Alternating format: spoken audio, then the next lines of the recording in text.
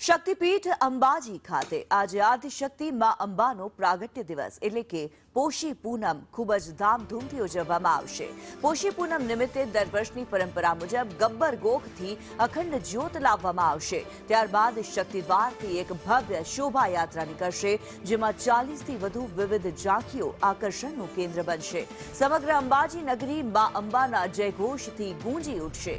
મહોત્સવના મુખ્ય આકર્ષણો મહાશક્તિ યજ્ઞ, મંદિર પરિસરમાં 101 યજમાનો દ્વારા મહાશક્તિ યજ્ઞ કરવામાં આવશે, જેનું શ્રદ્ધાળુઓ માટે જીવંત પ્રસારણ પણ કરવામાં આવશે।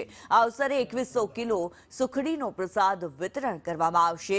શ્રદ્ધાળુઓની ભીડને ધ્યાનમાં રાખી ચાચર ચોકમાં પ્રસાદના વધારાના કાઉન્ટર્સ ખોલવામાં આવશે।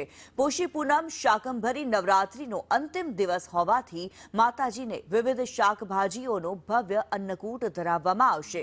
14 અને પૂનમની રાત્રિએ ચાચર ચોકમાં ભવ્ય સાંસ્કૃતિક કાર્યક્રમોનું આયોજન કરવામાં આવ્યું છે। ત્યારે શક્તિપીઠ અંબાજી ખાતે ભવ્ય ઉજવણી થઈ રહી છે। પોષી પૂનમે પ્રાગટ્ય દિવસની ધામધૂમથી ઉજવણી કરવામાં આવી રહી છે।